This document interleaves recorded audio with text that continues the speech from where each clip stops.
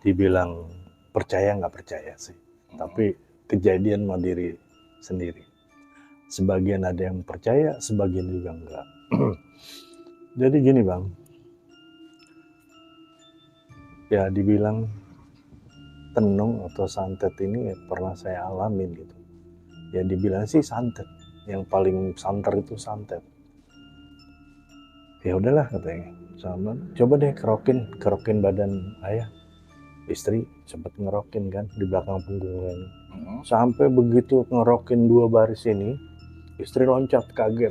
Wah, astagfirullah ya, kelabang ya katanya. Gambar kelabang di belakang ini jalan. Sebadan besar, cuman begitu udah dikerok ini jalan. Kelabang itu jalan? Jalan di badan. Sampai ke tangan-tangan. Dulu mak, kenapa nih mak? Kenapa nih mak? Katanya. Ya udah kalau kamu yakin itu sampai udel saya nih Bang, udel saya dibuka sama dia. Kamu jangan teriak, kamu jangan kaget, kamu jangan pokoknya ikhlas saja apa yang ada yang di badan kamu ini. Kantong plastik hitam ditarik kembali, bunyi kayak orang lahirin Bang.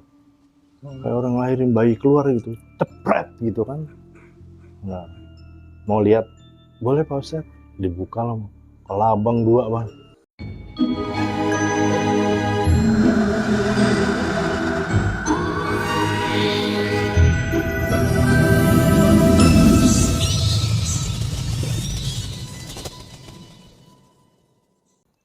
Assalamualaikum warahmatullahi wabarakatuh. Bertemu kembali dengan gua Andi Bogel di konten Suara Misteri Channel. Dan sekali lagi gue berterima kasih yang sudah mensubscribe, nge-like, komen, dan juga nge-share video gua. Semoga kebaikan kalian dibalas oleh Allah Subhanahu wa taala beribu-ribu kali lipat. Amin ya rabbal alamin. Dan jika para lanang inding atau para netizen yang ingin konten bareng gue, silakan hubungi gue di bawah sini, dan para lanang inding bisa menceritakan tentang pengalaman horornya. Ya udah, pantengin terus di Suara Misteri Channel, dan gue akan menghadirkan narasumber yang mempunyai cerita lebih menegangkan, lebih menakutkan, dan lebih wadidaw.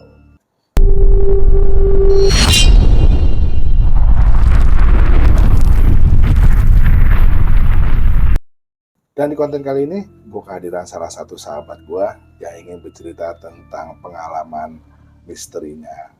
Yang dimana narasumber gue ini bercerita tentang saat waktu ditenung. Mungkin para lanang inding sebagian belum tahu ya artinya ditenung seperti apa. Tenung itu artinya disantet. Yuk, mari sama-sama kita dengerin, kita kepoin kira-kira pengalaman horor apa yang ada di narasumber gue pada malam hari ini. Bang Ihsan, siap. Gimana kabarnya Bang? Alhamdulillah baik. Keluarga baik semua Bang ya? Alhamdulillah baik. Badan baik semua baik. Pokoknya. Yang penting kita baik-baik aja dulu ya. Ya udah, oke Bang Ihsan, langsung aja kira-kira pengalaman horornya seperti apa? Ya, dibilang percaya nggak percaya sih, tapi kejadian sama diri sendiri. Sebagian ada yang percaya, sebagian juga enggak.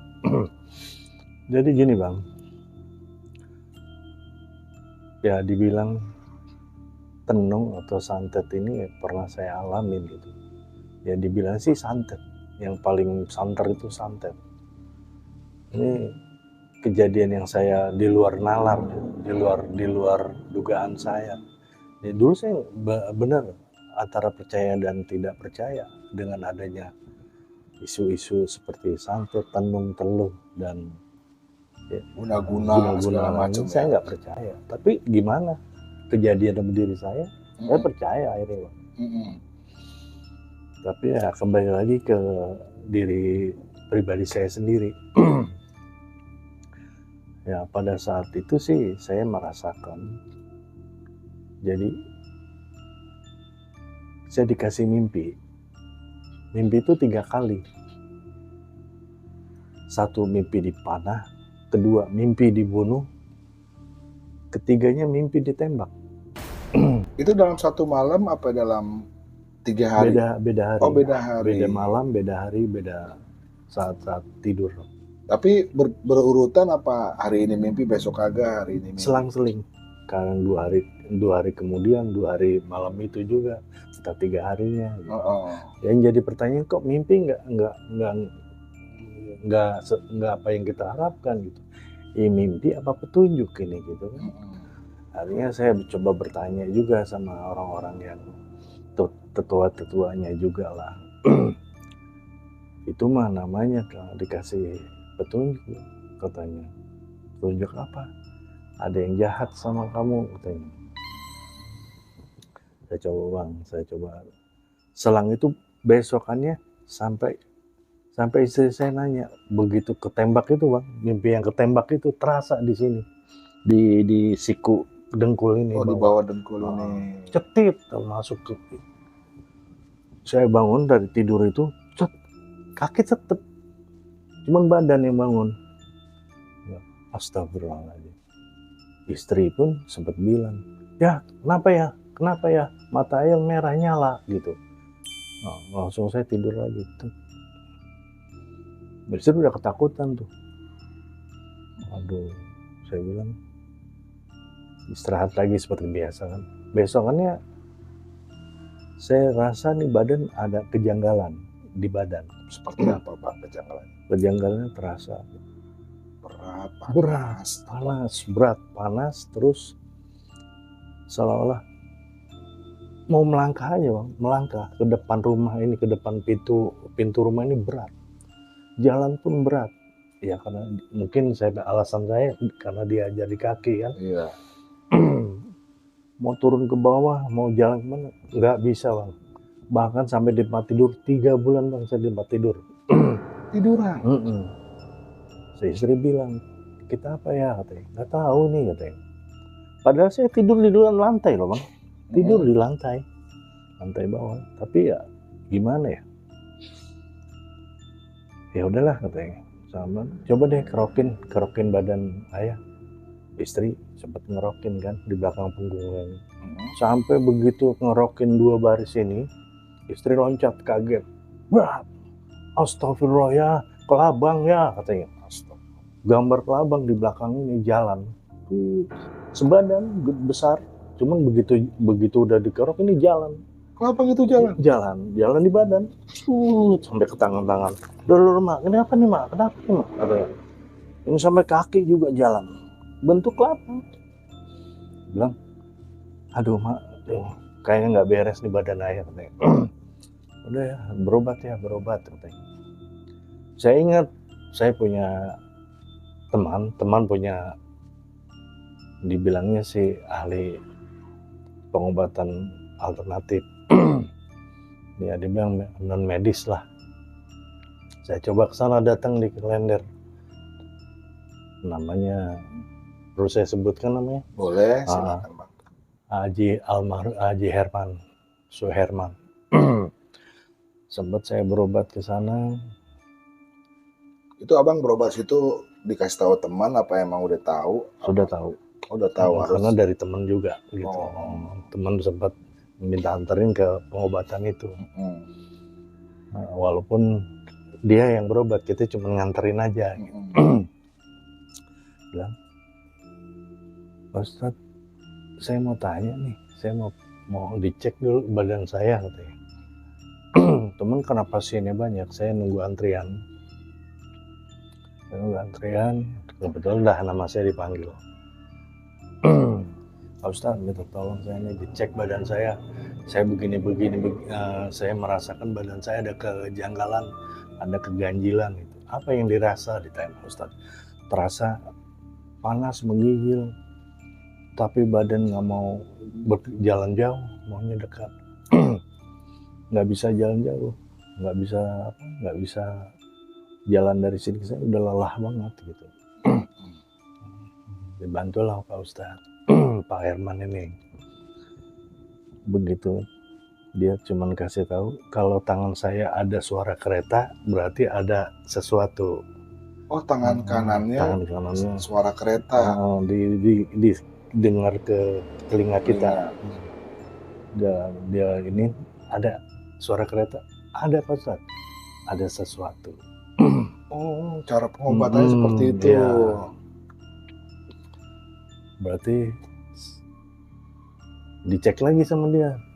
Saya suruh keluarin uang maharnya 10.000, saya genggam. Dia coba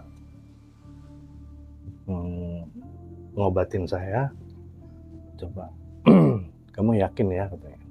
Saya yakin Pak Ustadz. Ya udah kalau kamu yakin. Itu sampai udel saya nih Bang, udel saya dibuka sama dia. Kamu jangan teriak, kamu jangan kaget, kamu jangan pokoknya ikhlas saja apa yang ada yang di badan kamu ini. Kantong plastik hitam ditarik kembali, bunyi kayak orang lahirin Bang, kayak orang lahirin bayi keluar gitu, cepret gitu kan. Nah, mau lihat boleh Pak Ustadz, dibuka lah kelabang 2 Bang, besar-besar lagi, ada sejengkal. Astagfirullahaladzim. Bilang udah nggak usah dendam. Kata Pak Ustadznya seperti itu bilang ke saya bilang gini, ya ampun Pak Ustadz, kok tega ini. Kamu mau tahu ini dikasih kelabang 2 ini apa? Maknanya ya kemungkinan nggak tahu juga Pak Ustadz, saya belum mengkaji ke sana, belum introspeksi ke sana. Ini mau dikasih kamu, umur kamu 2 bulan, dia bilang gitu. Itu dikasih 2 bulan. Dikasih waktu umur kita sampai 2 bulan 2 bulan aja. Tapi begitu saya udah selesai pengobatan, saya dikasih ramuan nih untuk penyakit dalamnya. Karena di dalam tubuh kamu ini udah rusak sama ini, udah dirusak katanya sama kelabang ini. Namanya ini obat ramuan-ramuan untuk menyembuhkan di dalamnya. Nih boleh dibawa pulang, boleh di yang kantong plastik hitam itu kelabang ini, serah mau diapakan terserah. Yang penting inilah katanya di dalam tubuh kamu ini katanya. Selang berapa ini saya izin pamit sama Pak Ustadz. Pulang sampai di rumah, nih Mak, saya kasih tahu istri saya, nih yang di dalam tubuh kemarin dikerok di katanya. Ini katanya. Saya bilang kan sampai menangis istri itu. Ya ampun ya katanya, itu 2 gitu gede-gede amat itu kelabang gitu kan. Serah mau diapain nih, bakar aja ya bakar. Yaudah siapin tungku, kan ada kaleng biskuit tuh, kasih kayu kan dibakar. Ini kelabang masih saya pegang nih Bang, kelabang 2 masih saya pegang. Ya udah bakar aja lah, saya bilang dalam hati saya kan, bakar aja lah. Enggak dibakar pun udah lepas Bang untuk kelabang. Udah lepas, lari-lari, tapi datang ayam nih, ayam jago 2 biji ngejar tuh kelabang di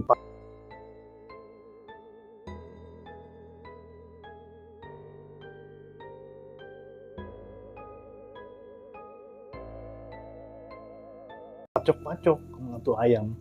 Tapi anehnya itu malah dimasukin di kaleng itu sama ayam itu. Kan aneh Bang. Lah kok ayam yang masukin, bukan saya yang mau masukin katanya. Jadi ayam yang masukin, saya juga aneh gitu. Akhirnya ya ampun jadi ayam yang masukin gitu. Ya udah kan. Saya bilang sama istri, udah dimasukin sama ayam. Lah kok sama ayam katanya. Nah istri tanya kan, lah iya gua mau masukin itu kelabang udah lepas, tapi ada ayam ngejar-ngejar tuh kelabang, dipatok-patok langsung dimasukin sama tuh ayam gitu ya. Ke dalam kaleng itu kan aneh. Waduh, penolong juga nih ayam gitu kan. Akhirnya gue bilang, saya sembuh lah tapi selama proses penyembuhan itu saya minum ramuan itu dari Pak Ustadz. Nah setelah sembuh itu mulai berangsur pulih, saya kuat berjalan lari terus. Percaya saya. Saya datang lagi ke Pak Ustadz. Ternyata apa yang saya dapat, saya dengar Pak Ustadznya udah meninggal. Ya, saya bilang ya ampun. Tapi meninggalnya bukan dikarenakan ngobatin abang kan, mungkin ada faktor lain atau apa gitu Bang. Tapi saya merasa bersalah juga Bang, ada rasa bersalah juga. Apa karena saya jadi Yang meninggal. tumbalnya atau gimana Itu kan. berselang berapa? Hampir 2 bulan. Oh 2 bulan. Mm-mm. Tapi meninggalnya? Udah dimakamkan. Ya maksud saya meninggalnya itu emang udah 2 bulan apa sebulan yang lalu apa? Oh meninggalnya udah, kalau untuk hal itu saya datang itu pas 2 bulannya. Pas. Ya pas di hari 2 bulannya itu. Oh mungkin pas abang datang udah ada lagi meninggal dong beliau? Enggak, waktu pengobatannya belum. Enggak, maksudnya abang datang nih, apa hari itu meninggal pas 2 bulan apa kemarinnya? Selang 2 bulan saya sembuh. Oh. Ada rasa perasaan bersalah juga saya, ada. Apa jangan-jangan ini ya, adalah perasaan yang bagaimana ke diri saya gitu. Saya kaji lagi bang, saya kaji.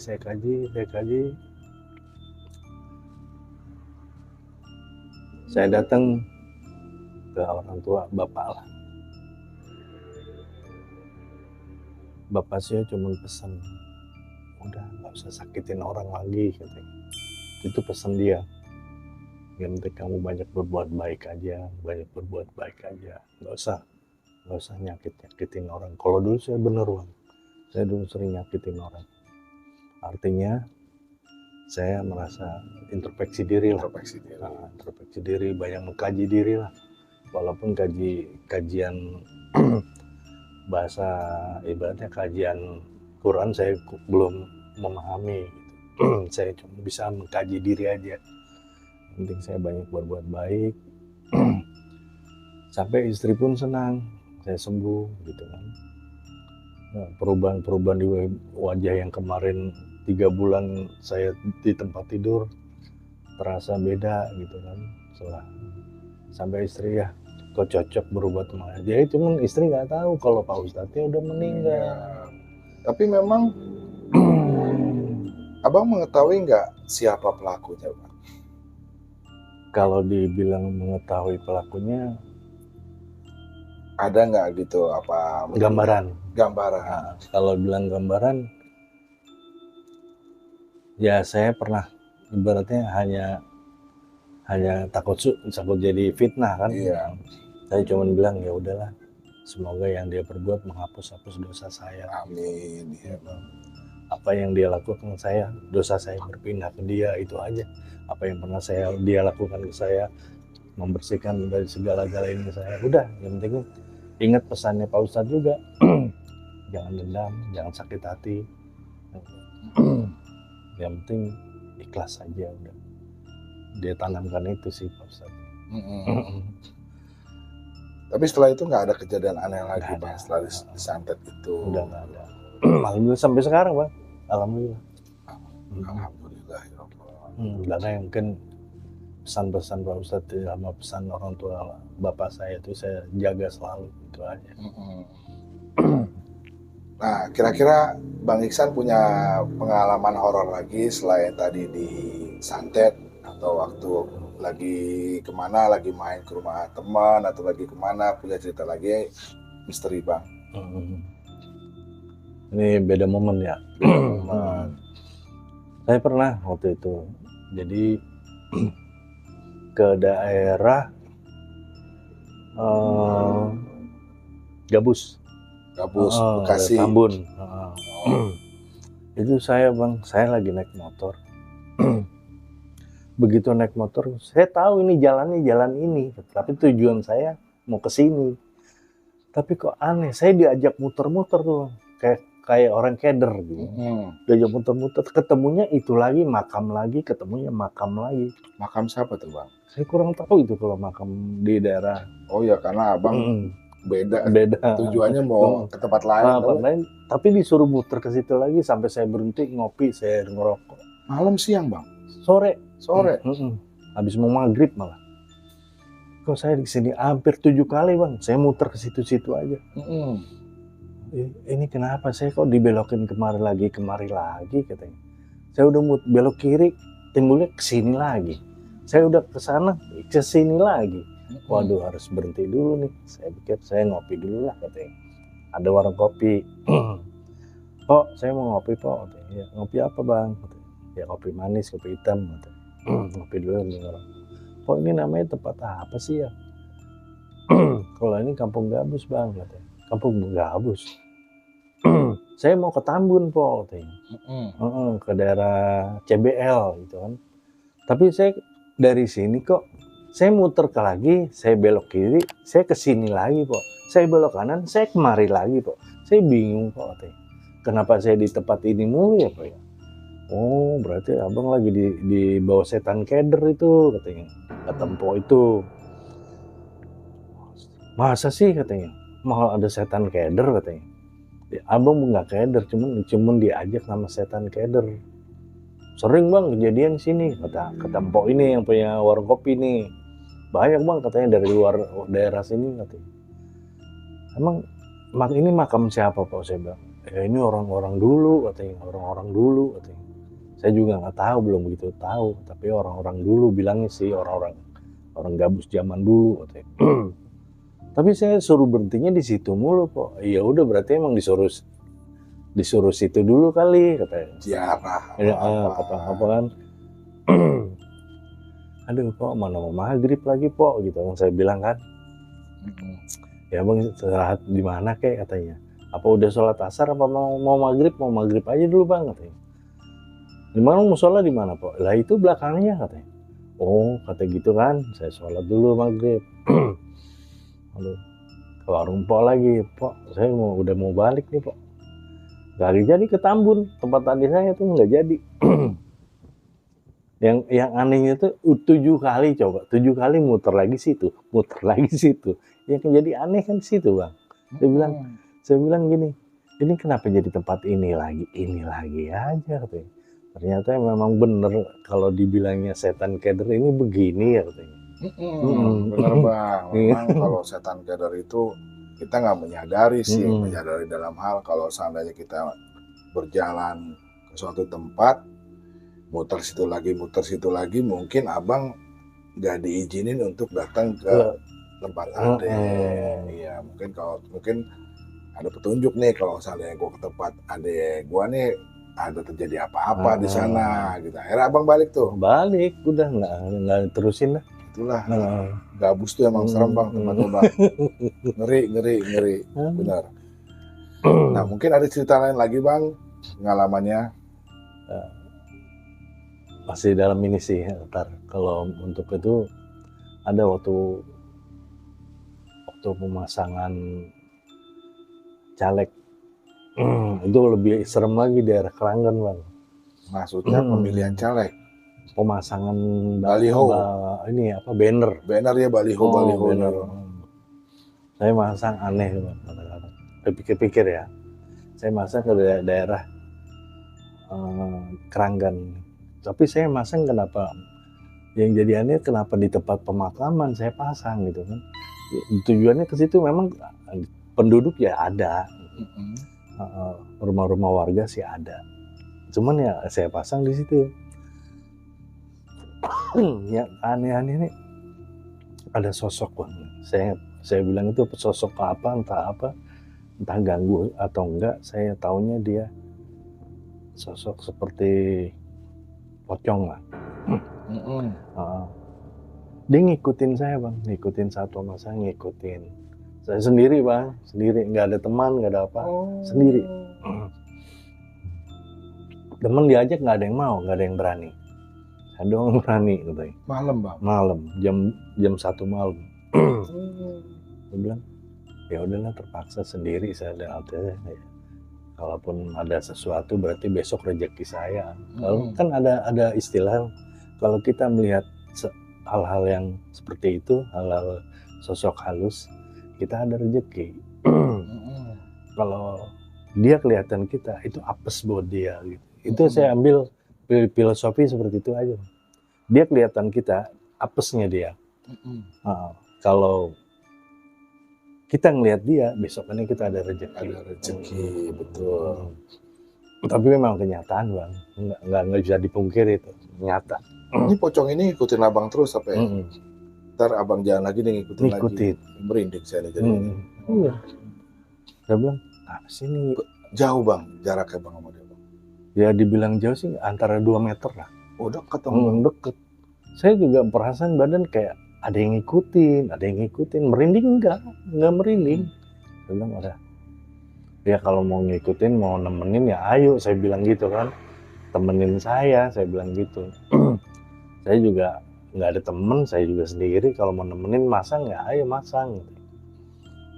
Sampai saya bilang saya ngomong sendiri gitu. Karena kalau bawa temen mungkin temen bingung nih. Lari lah ngomong sama siapa. Iya.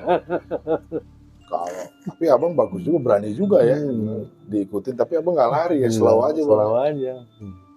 Dan besoknya bang dapat hadiah apa rezeki bang? Ternyata besok ada rezeki terduga. Satu, dapat sesuatu lah dari yang nyuruh pasang banner itu.